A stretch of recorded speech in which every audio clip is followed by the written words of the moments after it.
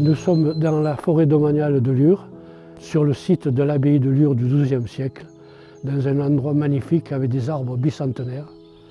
Et moi j'ai découvert ce lieu dans les années 70. J'ai eu l'impression de voir une vieille dame avec ses rides, avec son grand sourire. J'ai été émerveillé.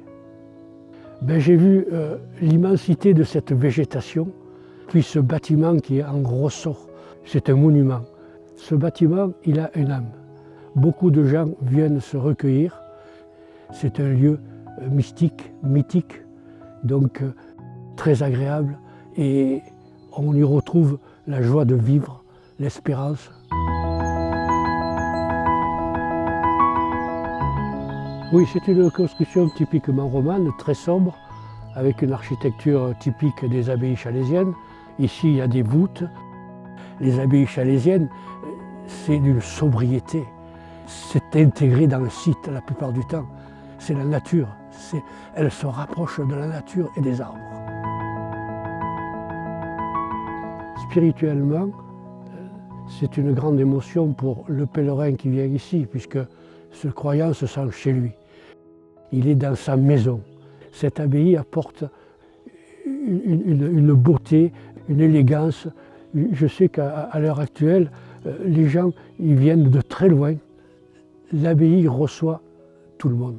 Elle accueille énormément de gens de toute civilisation, de toute croyance. C'est un bâtiment qui unit les gens. Les gens s'y trouvent très bien. À l'intérieur de l'abbaye, on y trouve un espace extraordinaire, un volume spécifique à la beauté, à l'élégance et à l'émotion, puisque voir ces pierres du XIIe siècle, c'est magique. La lumière à l'intérieur est plutôt sombre. Les gens sont éblouis par cette lumière qui pénètre un petit peu de tous les côtés sur cette très ouverture des abbayes chalaisiennes.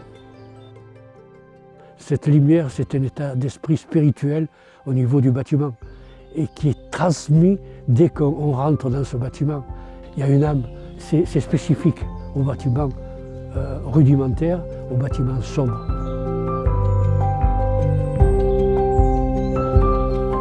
Les moines vivaient des plantes, des fruits de la montagne, et il y avait des troupeaux de moutons. Donc les transhumances passaient systématiquement par ce lieu, qui était une étape très importante au niveau de la vallée de la Durance. Saint Donat était un prêtre qui est venu méditer dans ces lieux. Il y resta 32 ans. À la suite de sa mort, ses amis, Benoît et Marius, ont fait son tombeau qui est à l'intérieur de l'abbaye. Guigues de Revel a bâti l'abbaye de Boscodon et c'est lui qui est venu bâtir l'abbaye de Lure. Il y a un lien permanent entre ces deux abbayes. Et puis, elle fait partie sur le circuit des abbayes chalaisiennes. Un des moments forts, ça a été l'enterrement du père Pontier. Nous avons eu la possibilité d'avoir les autorisations préfectorales pour qu'il soit inhumé dans ce bâtiment qu'il aimait, qu'il appréciait. Et puis, d'autres moments forts, c'est le pèlerinage du 15 août, où toute une famille, où tous les fidèles viennent sur ce lieu pour prier. Par la suite, à la fin de la cérémonie de la messe, nous avons le fameux pique-nique où toutes les familles se retrouvent en joie jusqu'à l'après-midi. On partage ce lieu, on partage les mets, on partage le repas.